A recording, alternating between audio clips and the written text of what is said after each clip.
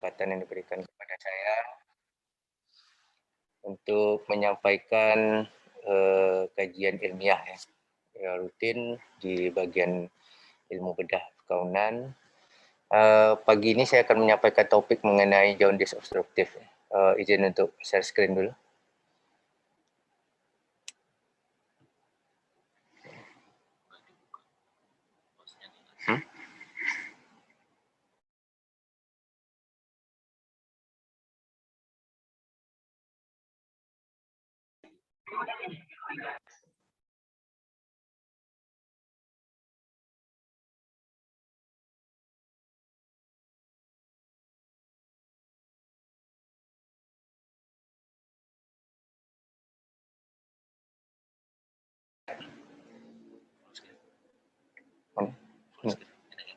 Apa? Ini? Ini.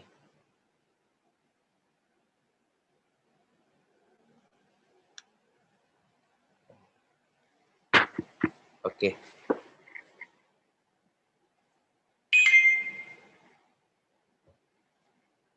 Sudah terlihat itu kan, Sah? Benar, Dok. Sudah, Dr. Irwan. Oke, baik. Baiklah, pagi ini saya akan menyampaikan mengenai jaundice obstruktif ya. Jadi dengan subjudulnya, subtopiknya itu diagnosis dan manajemen approach. Jadi dengan materi ini saya harapkan nantinya residen dalam praktek sehari-hari bisa memiliki pemahaman yang baik ya, mengenai suatu general prinsip tentang saluran biliar, juga liver dan pankreas. Baik, jaundice obstruktif ini sebenarnya merupakan suatu hal yang lazim dan banyak kita temui di bidang hepatopankreatobiliar dalam praktek sehari-hari. Namun mesti kita bedakan dengan jaundice yang berasal dari kelainan-kelainan di bidang terutama bidang internal, internal medicine. Oke. Nah, definisi di sini saya ambil mengenai perbedaan antara jaundice nantinya dengan jaundice obstruktif atau yang dikenal dengan kolestasis. Nah, jaundice ini secara definisi berarti warna kuning pada kulit atau sklera. Jadi ini definisi secara klinis. Yang berasal itu dari bahasa Yunani ya, yang dikenal dengan ikteros. Jadi itu sama dengan definisinya ikterik. Itu definisi dari jaundice. Nah, bagi kita di bidang bedah itu yang menjadi lapangan pekerjaan kita itu adalah jaundice yang diakibatkan oleh obstruksi dari saluran biliar yang dikenal dengan kolestasis. Nah, di sini kolestasis itu didefinisikan sebagai konsekuensi atau akibat yang ditimbulkan karena adanya obstruksi atau terhentinya aliran empedu baik secara komplit atau parsial.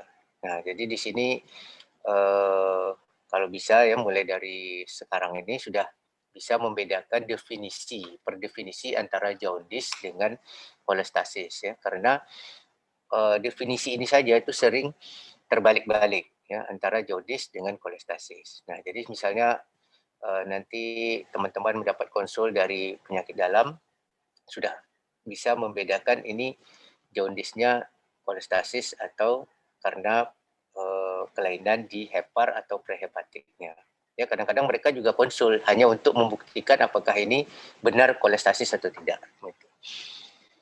Nah, apa kaitannya? Kaitannya di sini kuning ini, jadi yang kita istilahkan dengan jaundice di awal tadi itu 50 disebabkan oleh obstruksi dari saluran biliar itu jika terdapat 50% aliran empedu yang tersumbat. Ya, ini kebanyakan disebabkan karena adanya batu, ya, kelainan struktur benign, jinak, atau disebabkan oleh karena tumor pada kamban bile duct.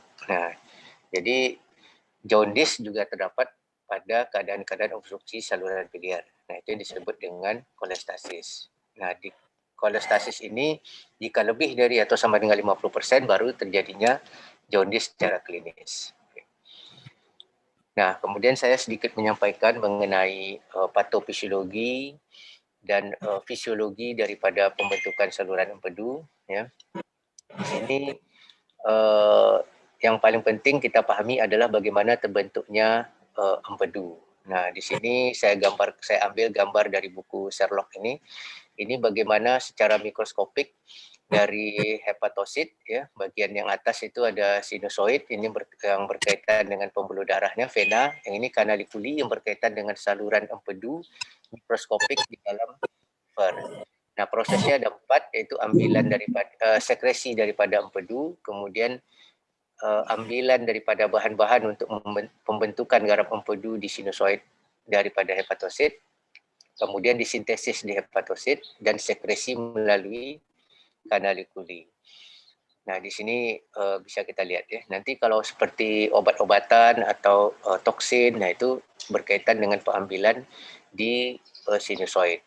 Nah, di sini melibatkan daripada transport aktif seperti kebanyakan sistem seluler pada umumnya, itu melibatkan enzim NAK-ATPase.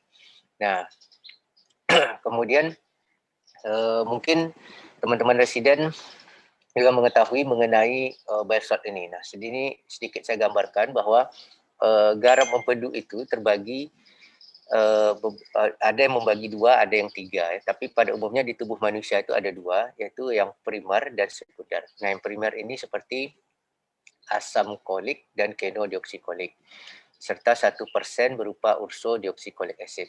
Sedangkan yang sekunder itu terbentuk akibat perubahan dari primary bile salt ini oleh degradasi kuman di kolon, yaitu sehingga menghasilkan asam litokolik dan dioksikolik. Nah, sistem enterohepatik itu di mana empedu yang keluar dari liver masuk ke usus halus, kembali ke liver itu bersirkulasi itu sekitar 6 sampai 10 kali per hari. Nah, ini yang saya bilang tadi mengenai sirkulasi garam empedu yang enterohepatik. Ya. Jadi garam empedu itu dihasilkan di liver, kemudian dikeluarkan melalui saluran empedu, masuk ke usus 12 jari, usus halus sampai di kolon, mengalami konjugasi dan degradasi oleh kuman yang bakteri yang ada di kolon, kemudian masuk lagi ke sistem porta, ya, kemudian kembali ke liver.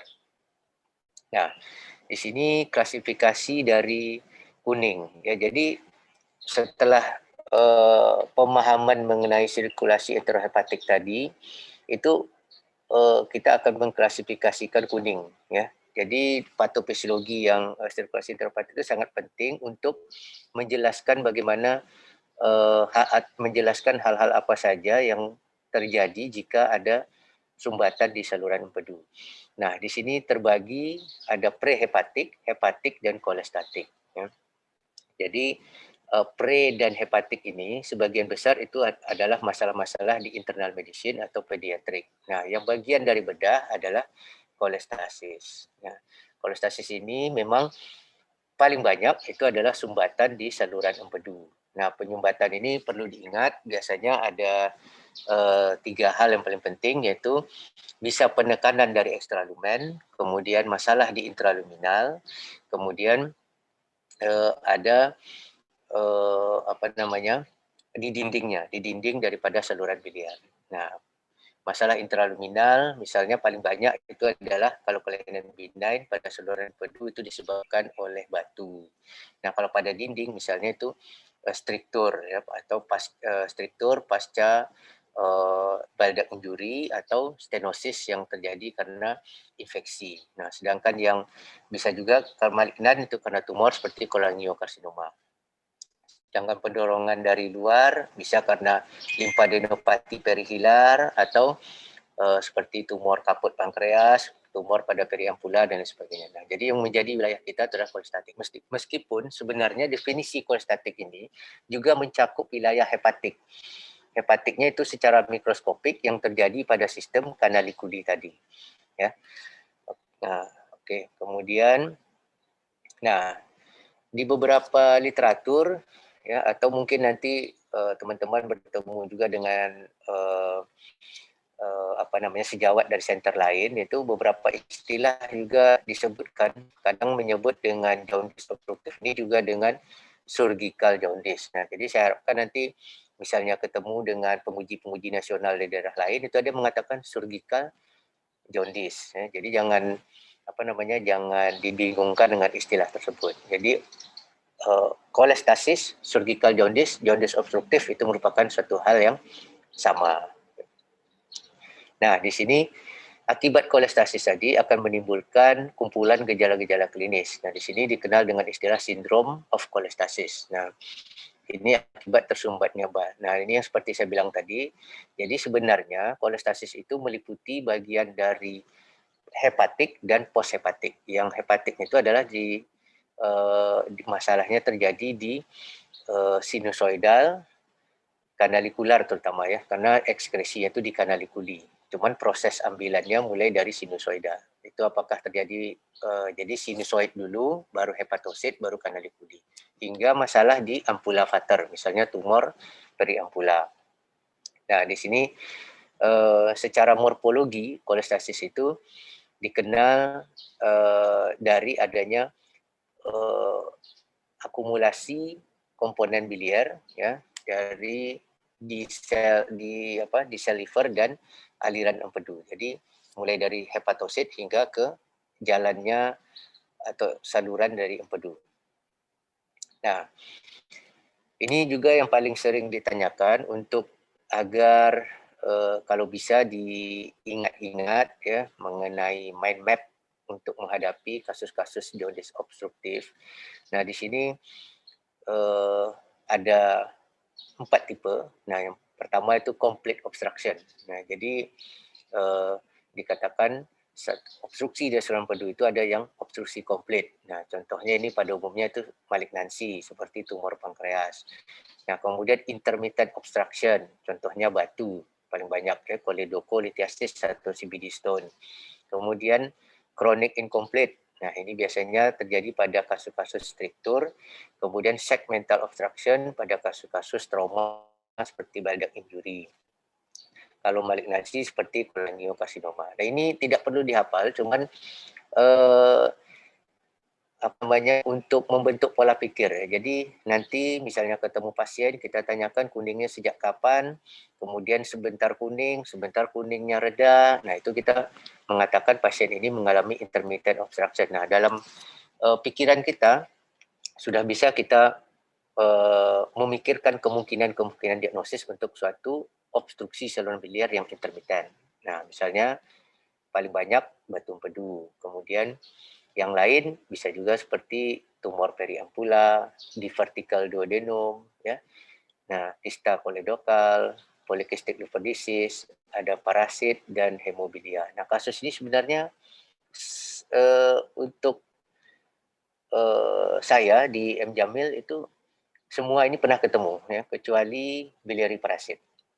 Nah, biliary parasit ini belum ada ketemu kasusnya, tapi pada saat endoskopi memang pernah ketemu askaris di apa namanya, di sekitar periampula itu ya. Nah, jadi ini untuk teman-teman presiden nanti belajar untuk membuat suatu mind map-nya. Apakah kuning itu komplit, intermittent, chronic incomplete atau segmental. Nah, ini untuk pengetahuan yang saya rasa ini penting sebenarnya. Setelah kita mengetahui ini kasus adalah kasus obstruksi biliar, nah kita harus paham dulu apa sebenarnya efek dari obstruksi biliar ini. Nah, pertama lokalnya terhadap saluran biliar sendiri, yaitu pastinya terjadi peningkatan tekanan biliar, akibatnya terjadi dilatasi saluran biliar, kemudian perubahan pada kanalikuli yang mikroskopik saya gambarkan tadi di liver, kemudian terjadi kolangitis. Nah, kemudian pada liver, akibat dari obstruksi biliar akan terjadi kerusakan sel liver, kemudian kerusakan sel retikuloendotelial, di mana kita tahu bahwa liver merupakan organ retikuloendotelial yang terbesar, kemudian limpa, terjadi fibrosis dan sirosis, kemudian atrofi dan hiperplasia kompleks, kemudian penurunan aliran darah di liver. Terhadap efek sistemik, nah itu nutrisi. Jadi akibat liver dysfunction akan terjadi misalnya sintesis albumin yang menurun sehingga terjadi hipoalbumin, kemudian pembentukan faktor-faktor pembekuan darah yang menurun, terjadi koagulopati, kemudian produk sintesis dari kolagen yang menurun sehingga terjadi gangguan pada penyembuhan luka, sepsis, endotoksemia, kemudian gangguan pada sistem imunologi, kemudian pada organ lain seperti gagal ginjal dan hipertensi portal. Nah, ini nanti bisa dijelaskan satu persatu. Nah, cuman yang paling penting di sini adalah ketika menghadapi kasus-kasus obstruksi biliar, kita sudah mengetahui nanti akan dijelaskan pada saat berikutnya bahwa sebenarnya salah satu tindakan yang utama untuk obstruksi biliar itu adalah tindakan operatif. Nah, artinya dengan mengetahui efek obstruksi ini, kita akan mampu melakukan preoperatif dan postoperatif manajemen pada pasien yang menjalani tindakan operasi pada kasus-kasus obstruksi biliar. Nah, sehingga preoperatifnya kita tahu apa yang mesti dipersiapkan, misalnya memperbaiki nutrisi pasien, kemudian memperbaiki status koagulopatinya, kemudian terapi-terapi tertentu yang harus kita berikan supaya tidak terjadi komplikasi intra maupun pasca operasi dari kasus-kasus obstruksi dari saluran biliar dan tidak memperparah dari fungsi livernya. Nah, di sini ada saya berikan etiologi dari jaundice tadi untuk membedakannya dengan yang lain. Ya, ini jika sudah memahami mengenai patofisiologi bilirubin dan siklus enterohepatik, maka ini akan lebih mudah untuk paham. Ya. Cuma secara klinis pada kasus poshepatik itu pada umumnya kita temukan seperti bilirubin urinnya yang positif dan meningkat. Ya. Kemudian warna urin yang gelap, ya, kecoklatan gelap, kemudian fesesnya yang berwarna pucat atau dikatakan berwarna dempul. Nah, kemudian dari laboratorium darah, itu bilirubin yang terkonjugasi atau bilirubin direct itu akan meningkat pada kasus-kasus poshepatik. Ya.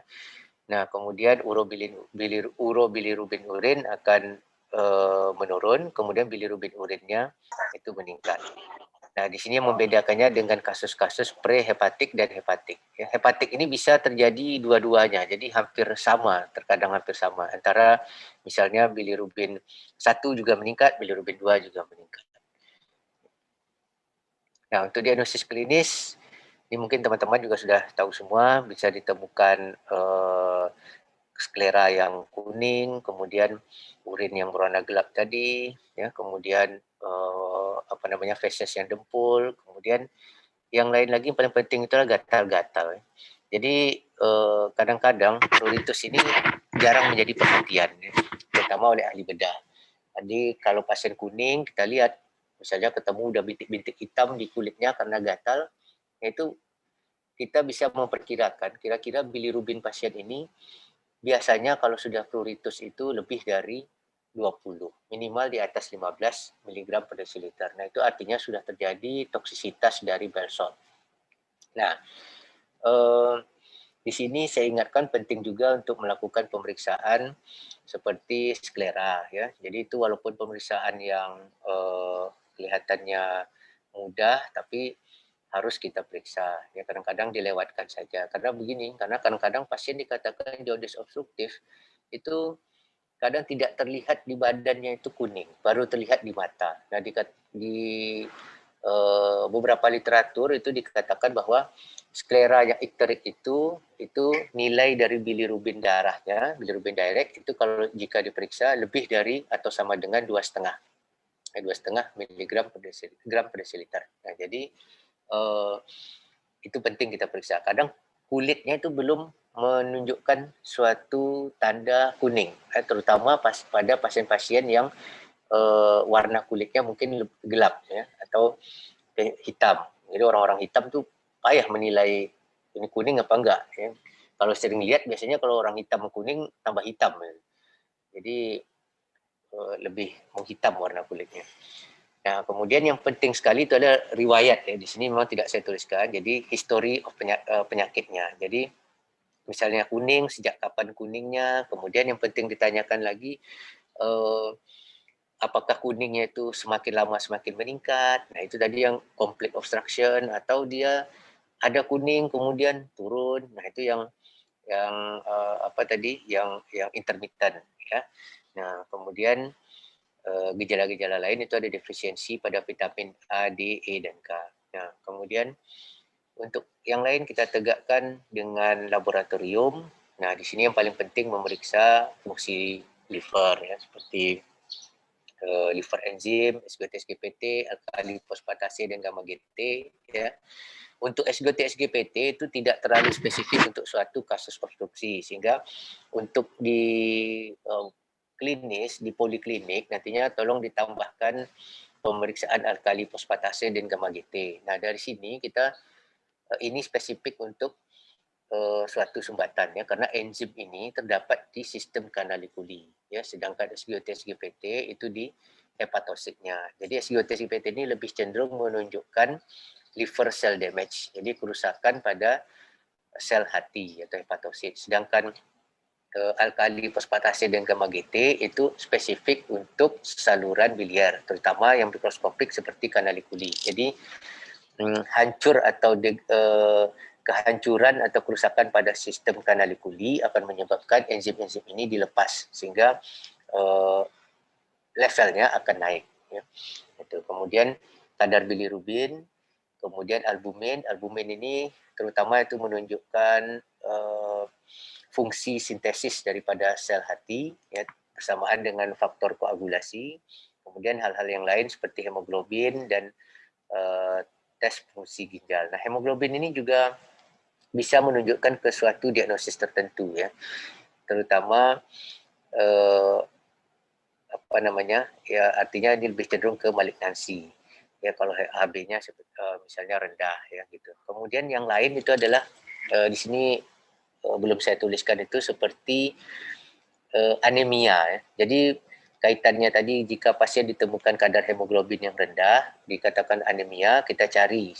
Jika ada defisiensi besi, itu kemungkinan besar jaundice obstruksinya disebabkan oleh tumor di periampula. Artinya ada permasalahan di duodenum ya, karena absorpsi dari besi itu di duodenum.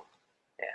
Kemudian untuk menunjang diagnosis lainnya, dilakukan pemeriksaan imaging seperti yang sudah kita ketahui bersama, seperti ultrasound, CT scan, MRI. MRI yang khusus untuk melihat saluran biliar dikenal dengan MRCP. Kemudian diagnosis lainnya adalah ERCP.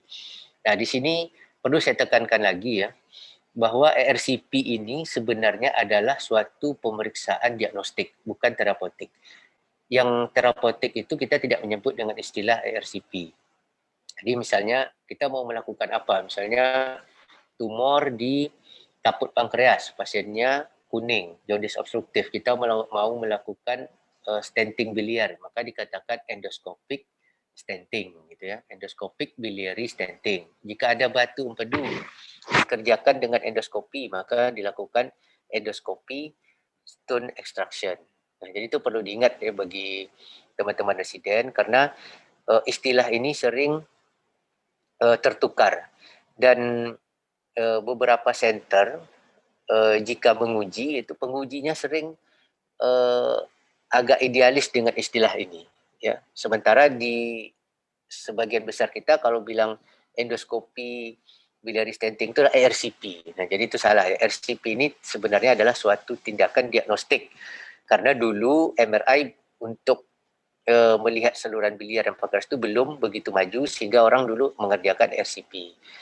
Karena ini sangat invasif ya, karena menggunakan kontras, kemudian angka kejadian pankreatitis yang cukup tinggi, maka dan dengan berkembangnya teknologi MRI, maka sekarang lebih cenderung kita gunakan MRCP.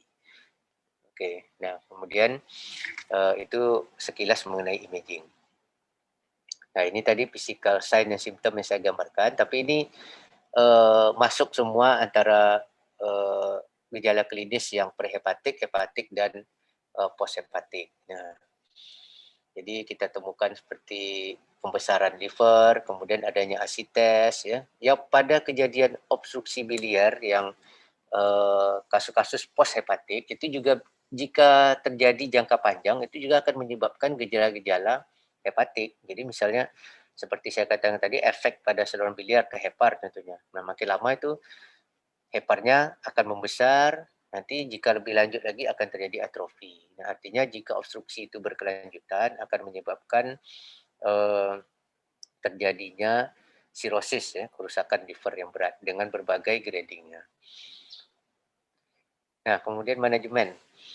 Manajemen obstruksi biliar itu memang satu-satunya hanya operasi. Nah, jika kita katakan operasi, pikiran kita kembali ke apa namanya, ke prinsip secara umum itu dimulai dengan yang non invasif, minimal invasif, dan invasif. Untuk tindakan operatif tentunya pasti tindakannya invasif. Cuman yang kita pilih apakah minimal invasif atau invasif. Invasif itu tentunya dengan melakukan pembedahan baik open atau laparoskopi. Nah, untuk minimal invasif, nah di hepatobakter biliar itu kita bisa menggunakan percutaneous, ya, misalnya biliary drainage dengan percutaneous melalui hati, ya, percutaneous transhepatic biliary drainage. Yang kedua melalui tindakan endoskopi yang dalam tanda kutip kita selalu bilang tuh tadi RCP, ya, misalnya endoscopic biliary stenting dan lain sebagainya. Nah, kemudian untuk pembedahan bisa dengan open surgery atau menggunakan laparoskopi.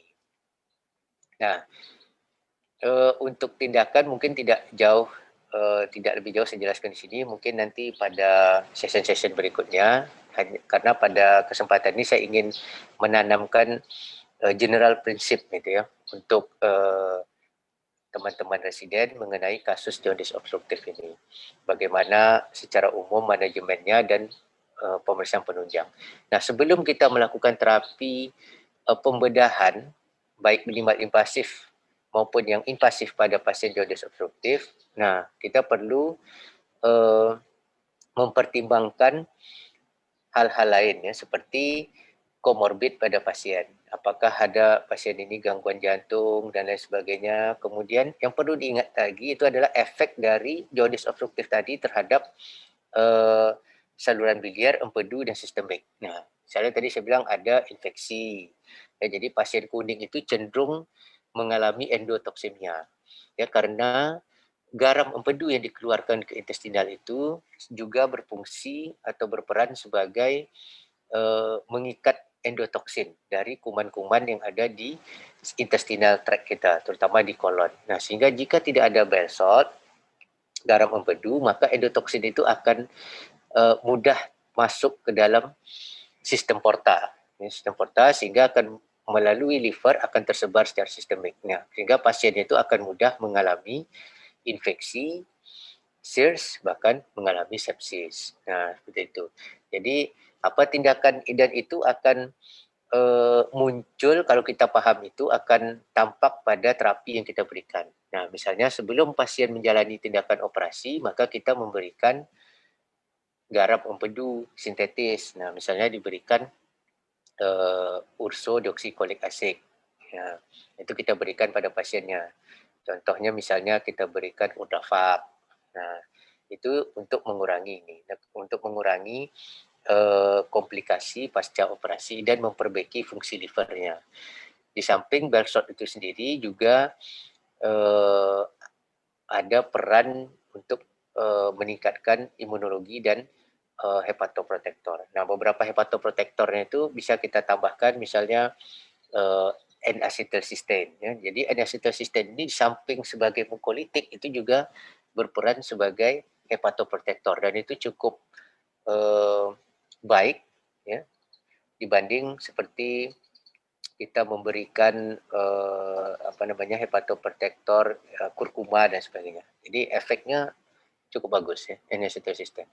Nah, kemudian hal lain yang perlu kita pikirkan ketika pasien sudah dengan sirosis, terjadi hipertensi portal, bagaimana komplikasi dari hipertensi portal. Nah, misalnya salah satunya adalah terjadinya varises, ya, varises di beberapa tempat di mana ada hubungan antara vena sistemik dengan vena porta. Nah, misalnya di esophagogastric junction. Nah, sehingga pasien mungkin ada mengalami perdarahan. Ya.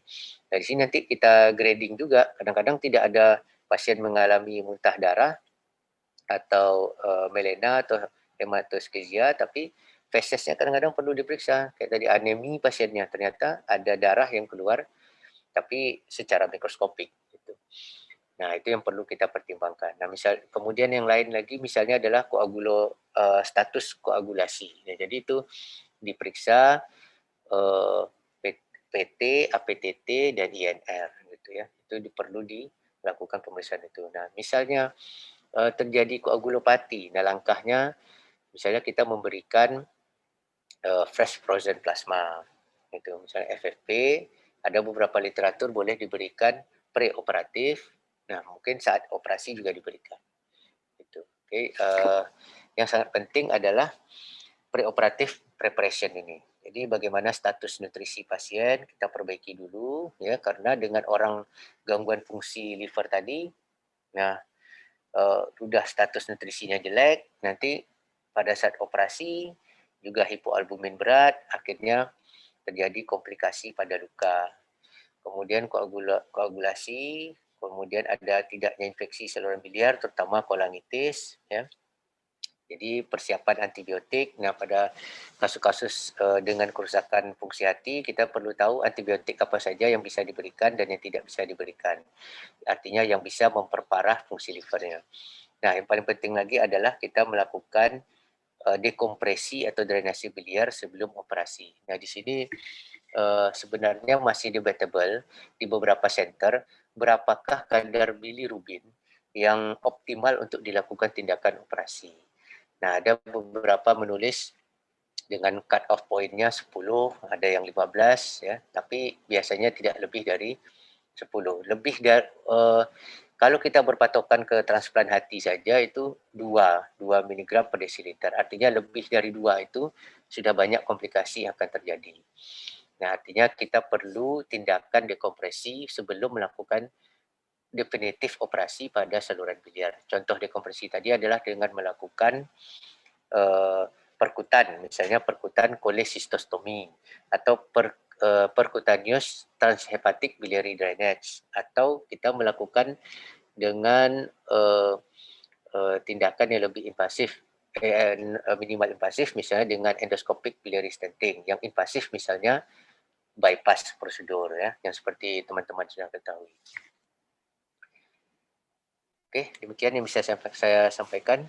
Assalamualaikum warahmatullahi wabarakatuh. Mungkin saya kembalikan ke moderator Tatansa. Baik, Dr. Irwan, terima kasih atas pemaparannya. Para teman-teman, selanjutnya kita masuk sesi untuk tanya jawab, mungkin untuk lebih mengeksplorasi apa yang telah disampaikan tadi. Kita persilakan pada yang mau bertanya terlebih dahulu. Silakan segera, langsung saja.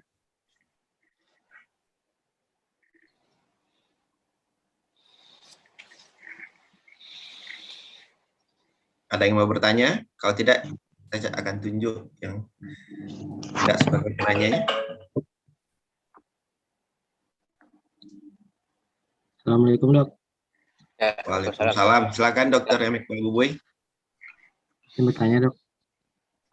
Pada preoperatif pada pasien-pasien ecteric jaundice obstruksi ini kan ada peningkatan pada di diskusi masalah peningkatan bilirubin, Dok.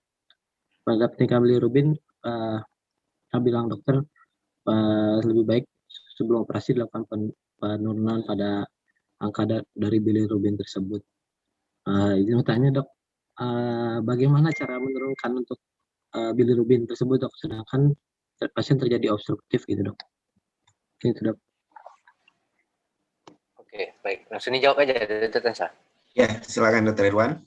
Ya, pertanyaan baik ya, Dr. Ube ya. Jadi pada pasien-pasien yang kita temukan di klinis ya, seperti di Rumah Sakit M. Jamil ini kan kasus-kasus advan. Jadi ada jaundice obstruktif dengan kadar bilirubin kadang-kadang itu hingga 20, 25, bahkan ada 28. Itu kan sudah sebenarnya sudah fatal sebenarnya. Jadi terjadi kerusakan liver yang sangat berat. Nah, tindakan kita sebelum operasi itu kita harus melakukan biliary dekompresi dulu. Dengan tujuan apa? Dengan tujuan untuk memperbaiki fungsi livernya ke tahap yang optimal.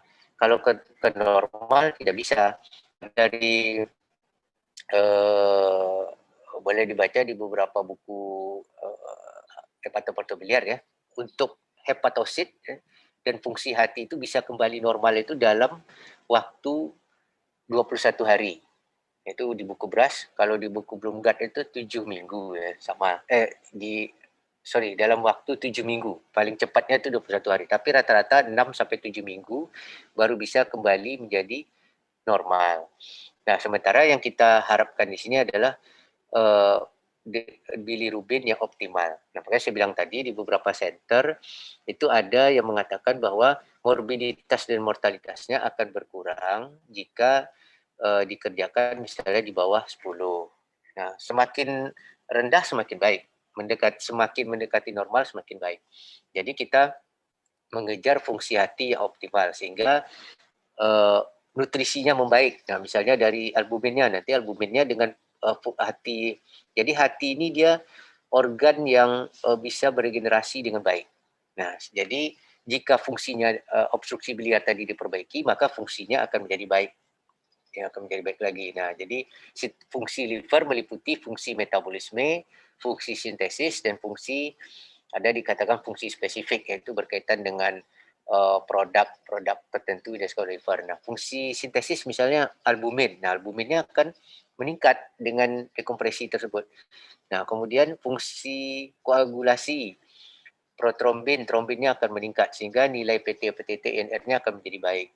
Nah, kemudian fungsi-fungsi lain, misalnya produksi kolagen, dia akan menjadi baik sehingga penyembuhan luka operasi juga baik. Nah, yang paling penting lagi itu adalah fungsi imunologi.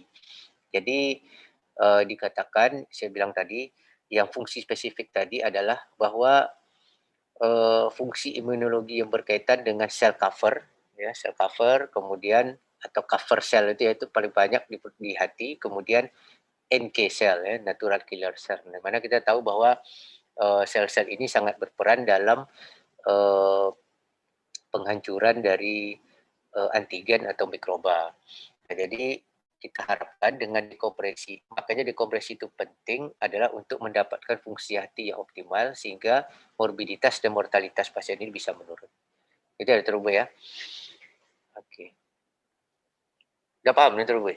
Paham dok. Maksudnya dengan dekompresinya dengan kita yang tadi RCV stenting atau gimana dok? Maksudnya, nah, kalau di bedah, prinsipnya jika ada tindakan, kita pilih yang minimal invasif dulu. Ya, minimal invasif. Kalau non invasif itu masih bukan bedah, tapi kita pilih yang minimal invasif. Minimal invasif misalnya apa? Tergantung kondisi pasien.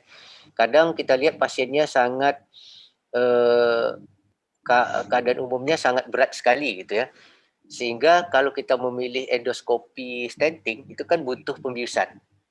Nah, butuh pembiusan kan sulit. Mungkin kita bisa lokalkan saja dengan melakukan percutaneous cholecystostomy, guiding USG misalnya gitu kan. Nah, itu kan lebih minimal invasif.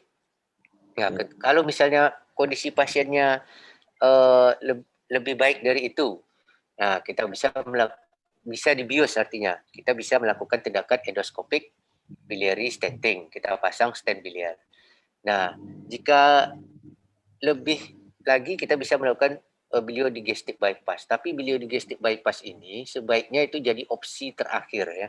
Karena artinya kita melakukannya jika tidak ada prosedur lain yang memungkinkan dan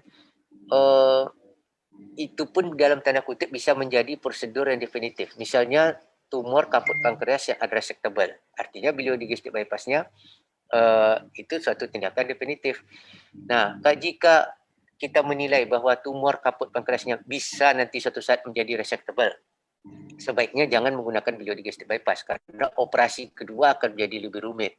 Nah, mungkin kita cukup melakukan endoscopic stenting atau cholecystostomy saja. Nah, mengenai keadaan umum pasien ini, itu sering saya katakan kepada sejawat-sejawat residen, kita harus punya suatu kriteria atau skor yang bisa dipahami bersama. Ya kalau perlu mungkin saya kira semua bagian mungkin tahu, misalnya kita menggunakan skor Apache atau ASA skor ya, sehingga mulai dari junior residen kelas 1 sampai ke konsulennya dikatakan misalnya Apache skor 24, nah itu misalnya dikatakan pasiennya moribund ya. Moribund itu kadar umumnya sangat jelek sekali. Ya, tapi saya rasa itu perlu kita sepakati untuk dibedah UNAN ini gitu ya. Mengingat di laporan jaga saya lihat itu masih kurang untuk menampilkan itu. Boleh terserah kita mau pakai ASA skor boleh, Apache skor boleh. Nah, jadi kita punya persepsi yang sama mengenai kadar umum pasien, bukan subjektif, ringan, sedang, berat. Ya, ringan dokter Bubui dengan ringannya dokter yang juniornya dokter Bubui mungkin beda gitu. Beratnya mereka dengan berat yang dinilai dokter Bubui beda. Gitu, ya, oke. Ya. Baik, Dokter Bui, mungkin kita lanjut ke penanya berikutnya. Assalamualaikum dok. Ya, silakan. Dokter Mary, silakan.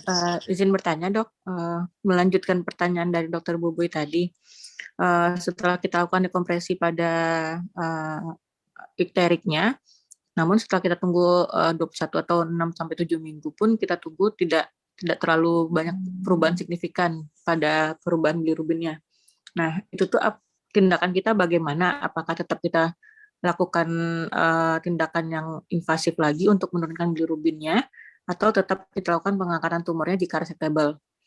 Nah, terus satu lagi dok, tadi sempat dikatakan ada yang intermittent ikterik, ada yang segmental. Namun saya masih belum terlalu paham yang segmental ikterik ini yang pada klinisnya seperti apa gitu dok.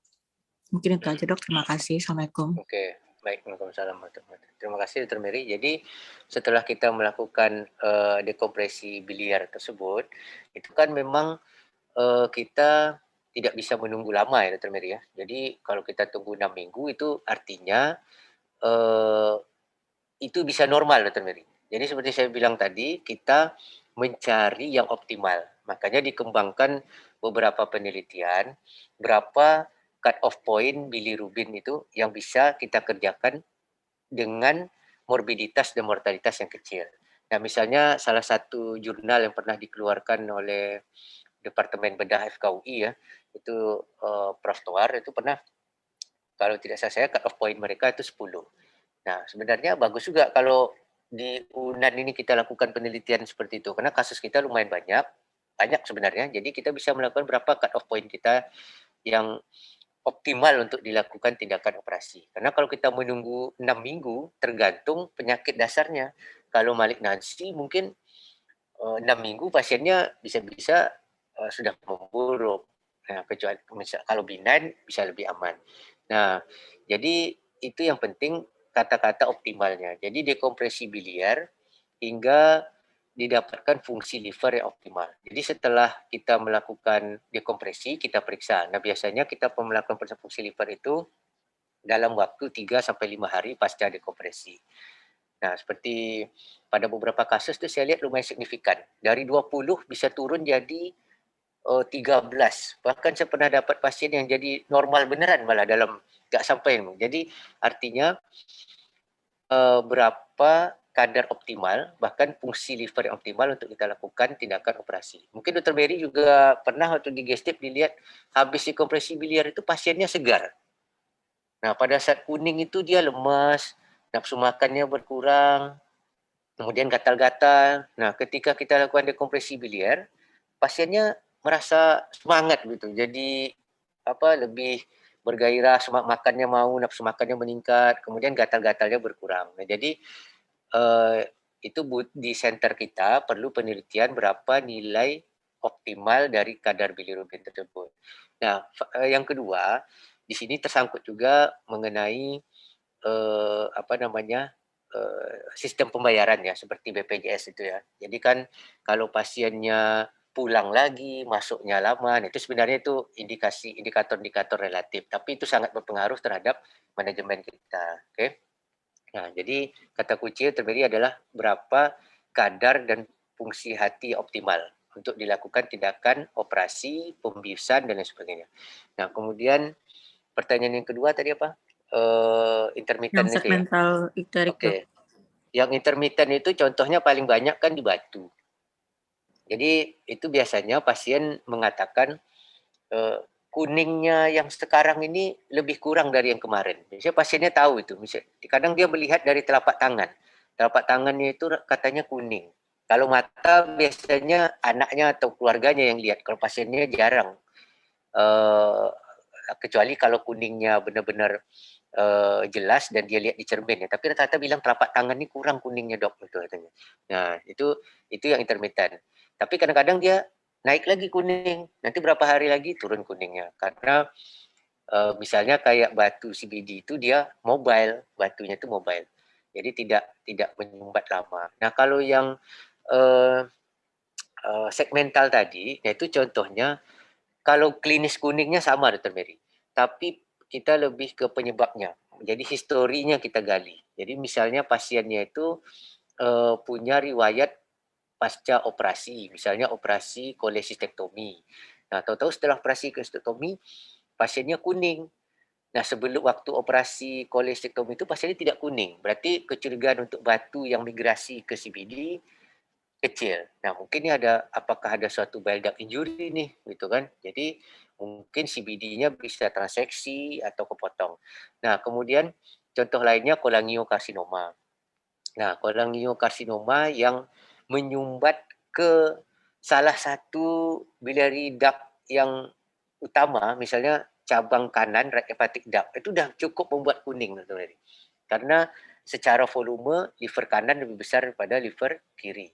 Nah, sehingga obstruksi di di bagian kanan aja itu kan segmental, berarti hanya bagian kanan saja. Nah, itu membuat pasiennya kuning, gitu ya. Jadi kalau secara klinis sama, secara klinis sama. Teman yang segmental itu tergantung, kalau pasiennya seperti kolangiokarsinoma tadi, itu juga lama-lama akan bertambah kuning. Nah, kecuali pada satu kondisi, misalnya kolangiokarsinoma tadi infiltrasi ke vena porta, sehingga vena porta kanannya atrofi. Akibatnya segmen liver yang kiri itu akan menjadi hipertrofi. Nah, itu tadi yang saya bilang di efeknya itu terjadi atrofi hiperplasia kompleks. Jadi sebenarnya hiperplasi. Jadi sel hepatositnya itu menjadi besar yang sebelah kiri. Akibatnya fungsi liver pasien ini akan dipegang, dilakukan oleh yang liver kiri, gitu ya. Nah, itu kemudian klinisnya tentu akan teraba liver yang membesar.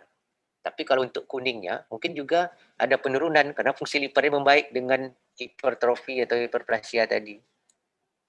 Tapi sebenarnya pasiennya sebelumnya pernah kuning gitu.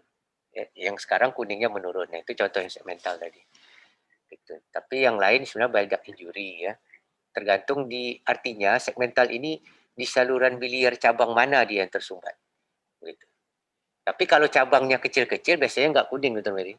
Cabang yang besar-besar. Nah, misalnya right hepatic duct atau left hepatic duct. Oke. Ya. Baik, Dok. Terima kasih, Dok. Oke. Kita masuk ke yang selanjutnya. Di sini ada beberapa yang mention saya untuk bertanya. Mungkin yang pertama giliran untuk Dr. Akbar, mungkin silakan untuk mengajukan pertanyaannya.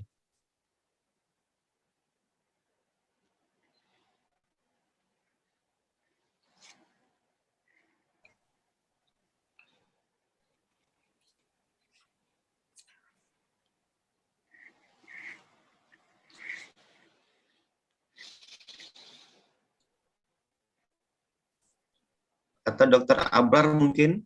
Izin bertanya, Bang? Ya, silakan. Izin, Dok. Dimas, Dok, bertanya, Dok. Kalau dari setting kasus, misal pasien datang ke IGD, Dok, dengan keluhan kuning, selain dari pemeriksaan laboratori, penunjang apa, Dok, kira-kira yang dapat dilakukan dalam setting emergensi, Dok? Misalnya pasien sudah dalam keadaan KU lemah. Kemudian kan mengingat di M Jamil ini kan antrian pertama untuk MRCP lama, antriannya mungkin sekitar 1 sampai hampir berminggu lah, 2 minggu sampai 1 bulan. Nah, sedangkan keadaan pasien kan tentu tidak bisa menunggu lebih lama, Dok. Kemudian untuk penggunaan stenting pada ERCP dok, itu efektifnya berapa lama dok bisa bertahan sebelum untuk tindakan definitif lainnya dok? Terima kasih dok. Oke, baik, terima kasih. Ini pertanyaannya aplikatif banget ya. Jadi mengingat seperti di IGD kita dan sistem pembayaran begini tidak bisa dilakukan CT scan atau MRI. Nah, tadi yang bisa kita lakukan setelah kita menegakkan diagnosa adanya suatu obstruktif biliar, maka kita bisa melakukan USG tadi Mas. Kita melakukan USG yang tujuannya seperti tadi, bisa tidak kita melakukan dekompresi dengan guiding USG via gallbladder-nya. Jadi misalnya dilakukan percutaneous cholecystomy. Nah itu meskipun lambat dalam menurunkan bilirubin, tapi lumayan. Jadi saya sudah buktikan itu lumayan menurunkan bilirubin. Yang jadi masalah adalah pertama jika gallbladder-nya itu tidak hidrop atau tidak besar, ya, tidak hidrop gallbladder. Itu satu. Kemudian yang kedua, masalahnya adalah jika kita ketemu wet bile. Jadi bile-nya itu sudah berwarna putih, ya, tidak hijau lagi. Nah itu artinya ada obstruksi yang lama. Ya, jadi obstruksi dalam waktu yang lama. Sehingga dan kecurigaan lainnya adalah obstruksi itu melewati dari pertemuan ductus cysticus dengan common hepatic duct. Nah, sehingga sehingga tidak berguna yang kita lakukan itu. Tapi untuk pertolongan pertamanya minimal kita bisa melakukan dekompresi dengan harapan itu. Nah, bisa kita lakukan USG untuk percutaneous cholecystomy sambil diperbaiki keadaan pasiennya. Nah, untuk endoscopic stenting itu pilihannya ada dua materialnya. Ada material yang biliary stent plastik, ada yang metal stent. Nah, di sini umumnya metal stent kita lakukan itu pada kasus-kasus malignansi, ya, karena metal stent ini pada umumnya itu ditinggalkan situ. Jadi berapa lama pun kita pakai boleh. Kalau temporary sebaiknya menggunakan biliary plastic stent. Nah, di situ jangka waktu yang dipakai adalah sekitar 3 sampai 4 bulan. Jadi yang ada algoritmanya itu adalah seperti pada kasus periampullary tumor atau tumor kaput pankreas. Nah, jika kita nilai pasiennya ini unresectable dan angka survivalnya dikatakan di Surgical Clinic of North America itu tidak melebihi misalnya dari 4 bulan. Nah, kita itu melakukan metal stenting. Jadi kita pasang stent metal. Ya. Stent metal ini terbagi beberapa macam. Itu bisa ada yang full cover, ada yang uncover. Ya. Jadi cover ini maksudnya metal stent itu ada dibalut lagi, dibalut semacam bahan seperti ya tampilannya seperti kayak amnion begitu ya. Jadi dia tidak, karena metal stent ini kan ada jaring-jaringnya. Nah, itu tumornya bisa tumbuh melewati jaring-jaring itu. Nah, kalau dia full cover itu lebih tumornya sulit melewatinya. Jadi sehingga lebih lama bertahan. Nah, kemudian kalau untuk tindakan-tindakan yang temporary seperti pertama kasus malignansi, tapi kita harapkan tumornya bisa menjadi resectable. Itu sebaiknya kita pakai biliary stenting yang plastik, atau kasus-kasus benign. Misalnya ada batu CBD yang batu di common bile duct yang infected. Nah, tidak bisa kita keluarkan nih dari gambaran imaging yang ada, misalnya CT scan atau MRI, kita lakukan temporary dulu stenting, biliary stenting 3 bulan. Jadi batas waktu 3 sampai 4 bulan. 3 bulan kita evaluasi ulang gitu. Ya, Dr. Mas. Siap, terima kasih dok. Ya. Baik, untuk berikutnya yang sudah juga mention ini Dr. Teguh Nugroho. Silakan Dr. Teguh. Oke, baik dok. Izin dok bertanya dok. Yang pertama, pasien-pasien dengan kasus choledocholitiasis dok. Kemudian telah dilakukan tindakan operatif, baik itu laparoskopik atau endoskopik. Itu kapan sebaiknya dok kita lakukan follow up untuk hasil laboratoriumnya? Kemudian untuk apakah ada follow up setelah 2 atau 3 bulan setelah itu dok? Kemudian yang kedua itu biasanya pada pasien-pasien yang jaundice obstruktif dok itu mengalami malnutrisi dok. Nah itu kenapa ya, dok penyebab dari malnutrisi tersebut dok? Oke, Baik dok, itu baik. saja dok. Ya, jadi pada pasien-pasien tadi dikatakan contohnya batu CBD ya. Jadi setelah kita melakukan tindakan operasinya, apakah itu secara endoskopik atau secara operasi, nah kita menilainya biasanya dalam, kalau yang waktu dekatnya itu 3 sampai 5 hari. Kita lihat fungsi liver function testnya, jadi bilirubin, SGOT, SGPT, albumin, ya, PT-PT dan sebagainya. Itu kita nilai dalam waktu, ada yang 3 hari, ada yang 5 hari, itu kita nilai. Nah, jika sebenarnya kalau yang paling baik itu ya dalam waktu 6 minggu, itu kita nilai fungsi. Tapi itu kan pasiennya sudah rawat jalan gitu ya. Jadi kalau untuk evaluasi kita di pasca operasi ya cukup 3 sampai dengan 5 hari. Boleh 3 hari, boleh 5 hari, boleh kita cek gitu ya. Nah, cuma nanti kan kalau 5 hari tentu length of stay pasiennya akan menjadi lebih panjang. Nah, kemudian kita nilai. Kalau soal ikteriknya itu pasien masih ikterik. Pasien masih ikterik. Terutama di mata ya. Sebulan itu masih ikterik matanya. Walaupun di badannya itu sudah berkurang. Nah, yang kita nilai itu klinis. Itu saya bilang tadi, seperti pertanyaan Dr. Mary tadi, pasiennya itu akan merasa lebih bersemangat dia ketika bilirubin itu sudah turun. Nah, itu sudah klinis yang baik gitu. Jadi pasiennya sudah bisa aktivitas, mungkin sebelumnya agak meriang-riang, ada demam-demam yang hilang timbul, dengan terkompresi biliarnya akan menjadi lebih baik. Nah, yang paling penting lagi itu adalah follow up imaging. Follow up imaging misalnya pasca pengangkatan batu di CBD. Nah, itu kita kan bisa kita lakukan dekompresi juga setelah itu, bisa tidak. Nah, paling banyak kita lakukan dekompresi dengan T-tube, misalnya kan, dengan T-tube atau kita pasang stent biliar. Nah, itu perlu kita follow up untuk menilai bagaimana kondisi dari saluran biliarnya, apakah dilatasinya sudah berkurang, kemudian apakah ada batu sisa, ya batu sisa. Ya, batu sisa atau mungkin batu yang terbentuk lagi. Nah, jadi yang paling penting itu biasanya 3 bulan dari tindakan itu kita cek pasiennya secara klinis maupun labor atau imaging. Untuk apa Dr. Teguh? Karena pasien yang dengan kelainan benign contohnya batu ya, orang yang dengan batu empedu, batu di saluran empedu dan kantong empedu, itu akan mudah untuk membatu kembali empedunya itu. Jadi perlu kita evaluasi. Jadi jangan pikir kadang-kadang begini, ada pasien bilang, dok saya sudah diangkat kantong empedunya, kok ada batu lagi? Ya kan? Nah, jadi kan kalau kita tidak hati-hati, kita bisa menyalahkan sejawat kita, oh ini batunya turun mungkin. Bukan begitu ya.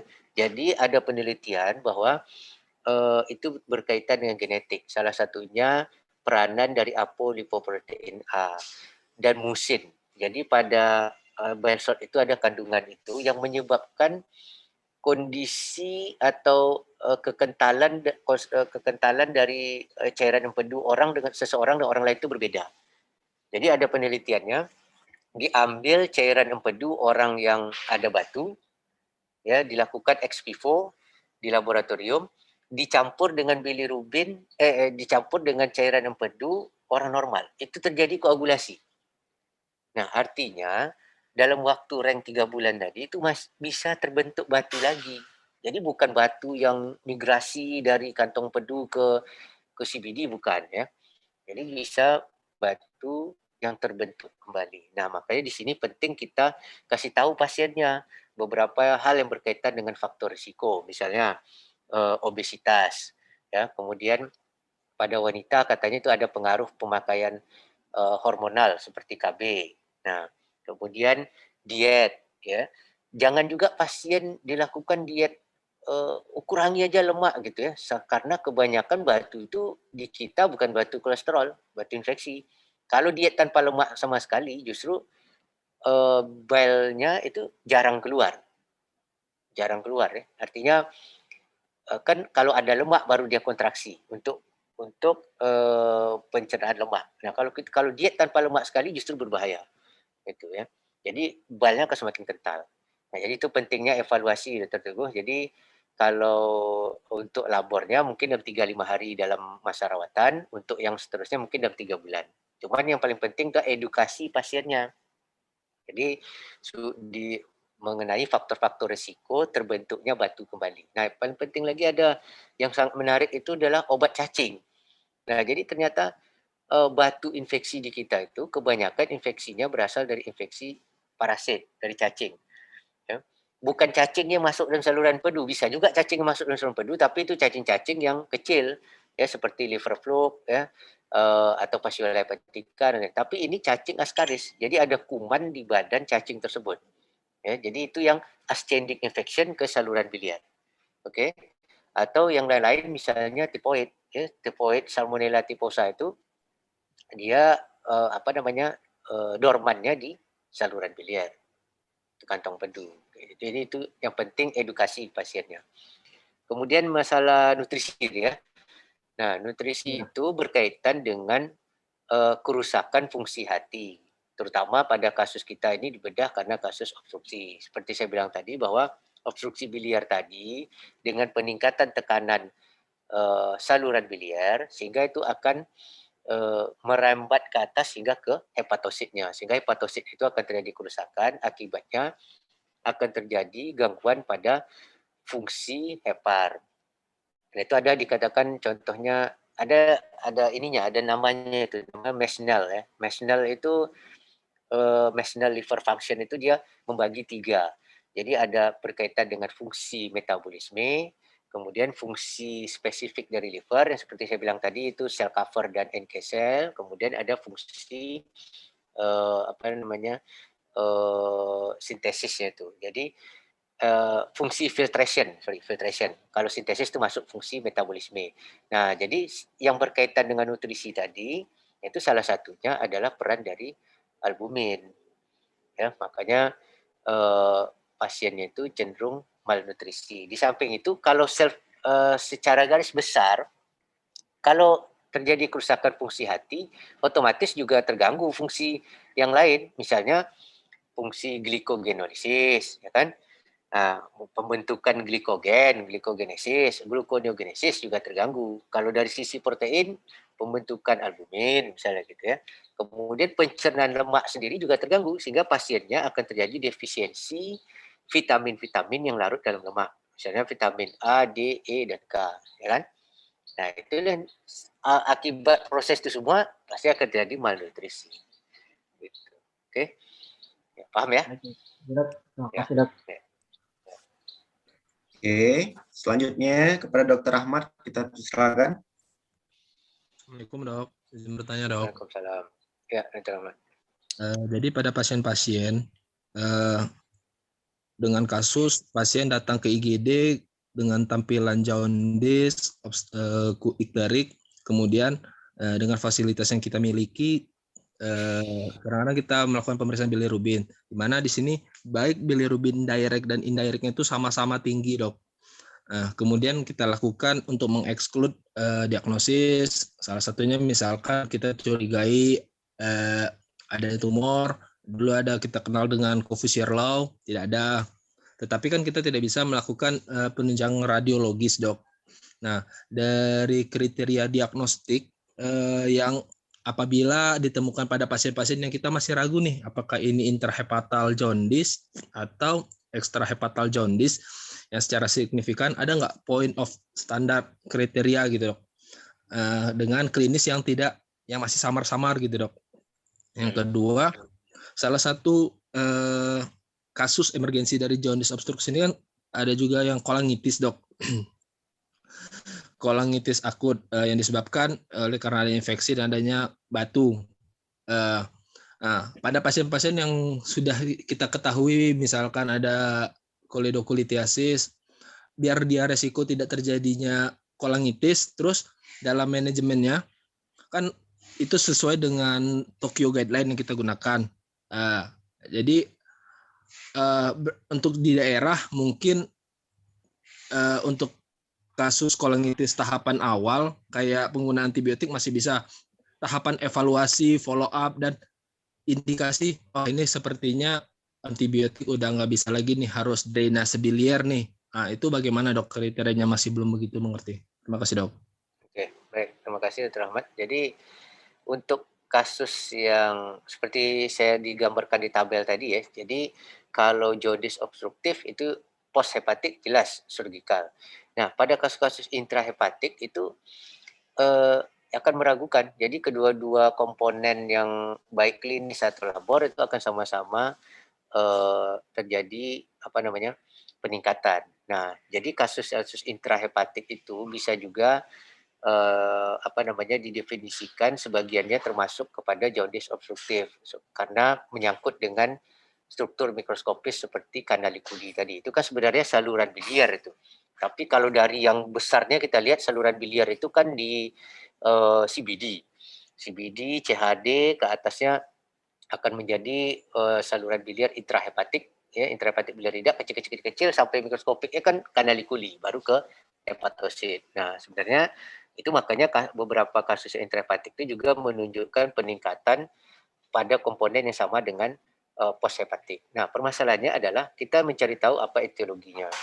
Nah, etiologinya itu pertama kalau klinis sama kuning, kemudian labor ya. Labor yang paling penting sebenarnya tadi itu coba kita lakukan pengecekan terhadap alkali fosfatase, kemudian gamma GT, karena dua enzim ini itu spesifik untuk adanya suatu sumbatan saluran biliar.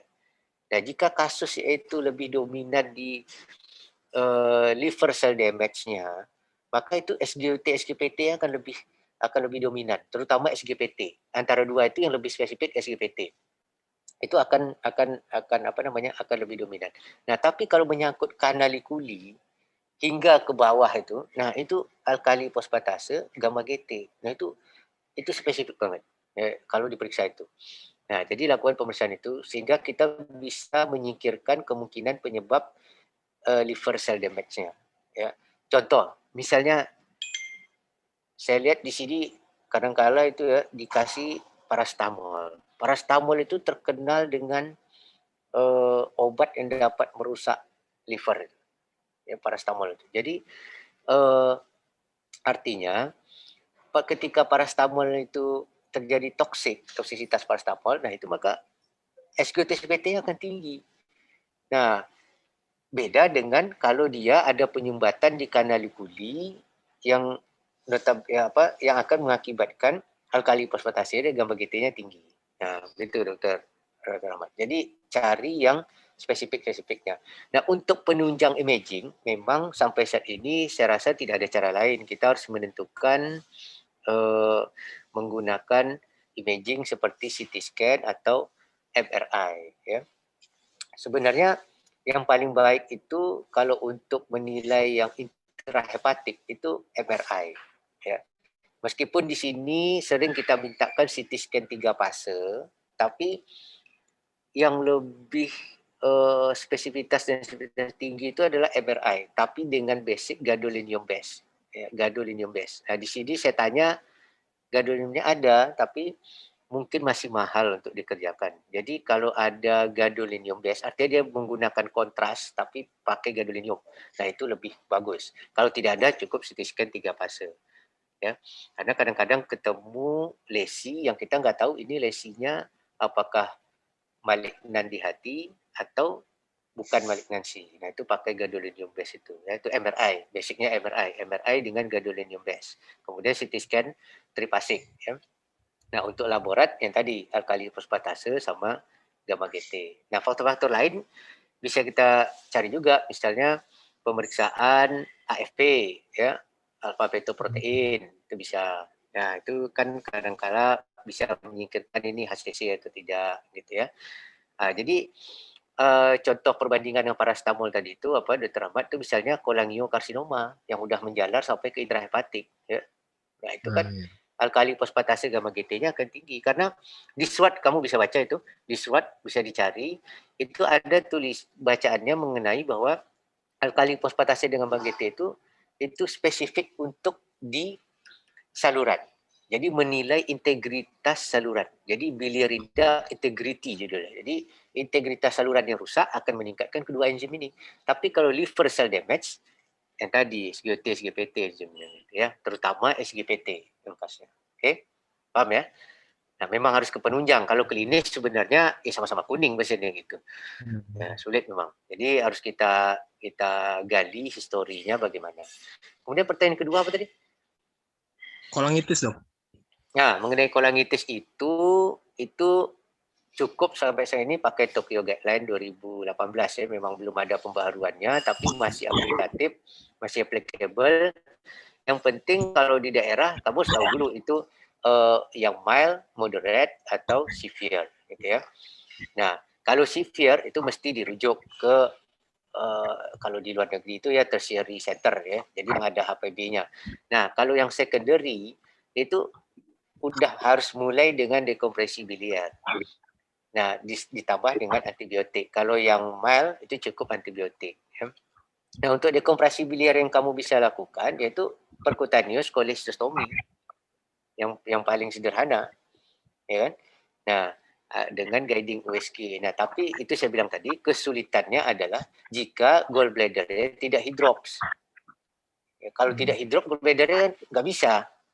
Nah, kita nggak bisa melakukan drainase ya. Nah, jadi memang peranan dengan antibiotik yang tepat ya, dan pemberian empirik itu biasanya kolangitis yang baik. Nah, untuk evaluasi klinisnya yang paling sederhana ya dengan trias Charcot. Trias Charcot itu ya. Nah, itu kamu evaluasi trias Charcot itu. Jadi apa namanya? Memang evaluasinya itu aja. Kalau untuk dekompresi biliar itu ya disesuaikan untuk Tokyo Guideline paling gampang cholecystomy. Ya, cholecystomy. Ya, mestinya open kalau tidak ada USG. Tapi kalau USG ada, kalau bisa kamu guiding USG. Jadi kan tidak lebar-lebar banget di sisi ya. Kan? Gitu.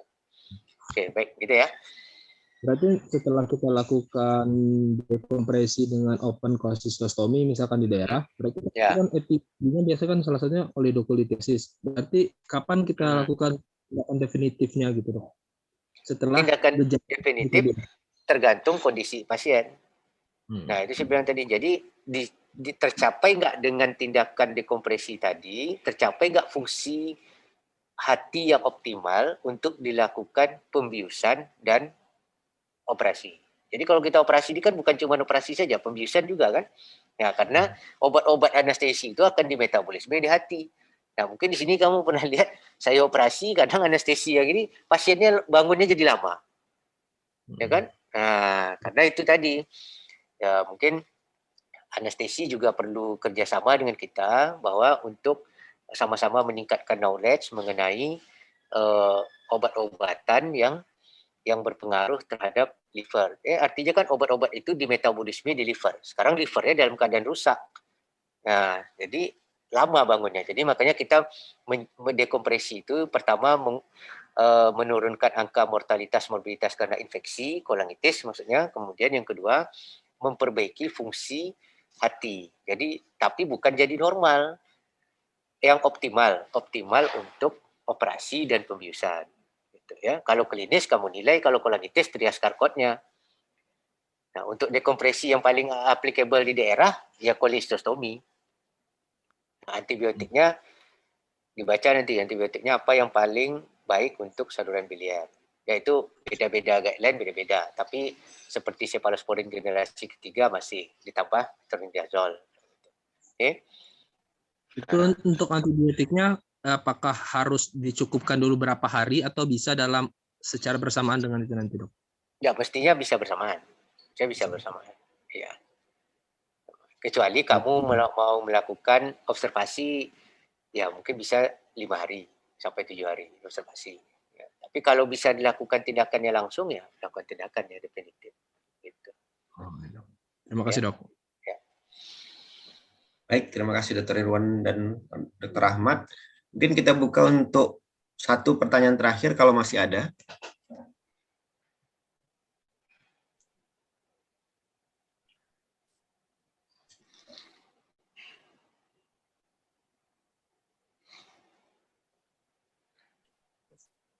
nampaknya tidak ada lagi yang akan bertanya karena pembahasan dan penjelasan yang diberikan tadi sudah sangat luas dan mulai dari bagaimana teoritis sampai ke manajemen applicable untuk kasus-kasus ikterik obstruktif.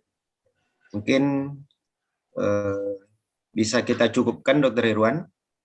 Oke, baik. Kita cukupkan.